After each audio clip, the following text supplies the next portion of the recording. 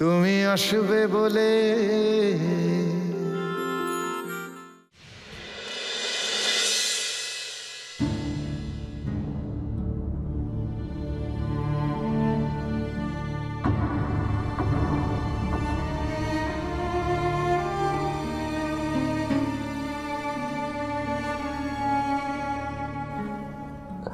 আমি কিন্তু রনিতা নিয়ে দুজনকে খুব ভালোবাসতাম গো।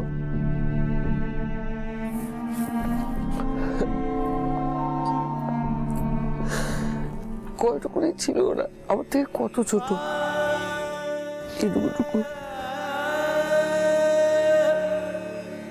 পুতুলের মতো আমার পায়ে পায়ে ঘুরে বেড়াতো।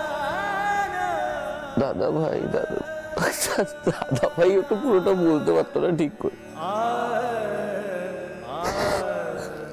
সারাদিন বায়না, এটা চাই ওটা চাই, সব বায়না আমার কাছে। মা মুখলেই টেবিলের তলায় লুকিয়ে পড়তো। জানতো আমি কাউকে কিছু বলবো না, তাই আমার কাছে কতক্ষণ ছিল রিয়াটা। ও নাকি আমাদেরকে ওইটুকু হাত দিয়ে ভাইকোটা দেবে, রাখি পড়াবে। অনেকটাও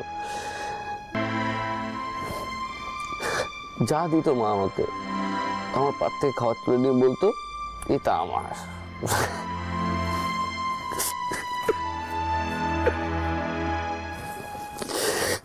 আমি জানি না, বলো আমি জানি না আমার আমার কি দোষ হয়েছিল।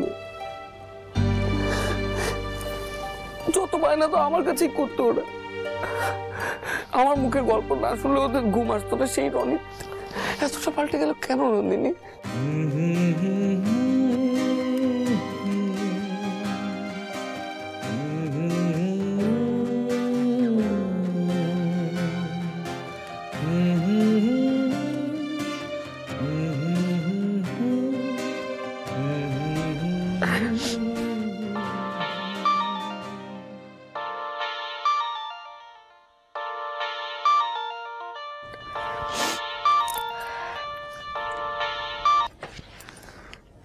হ্যালো হ্যালো নন্দিনী,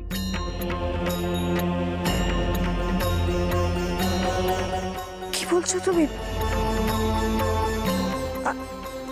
আমি ঘুরে আসছি। কি হয়েছে নন্দিনী, কোথায় যাচ্ছ? রাহুলকে কি সত্যিটা বলবো আমি? কি হয়েছে? একই রাহুলের এরকম মনের অবস্থা, তার মধ্যে ও যদি শোনে যে রনিত আবার কিছু একটা প্ল্যান করছে, ও প্রচন্ড রেগে গিয়ে কি যে করে বসবে ভগবান জানে। ওর শরীরটা আরো খারাপ হবে।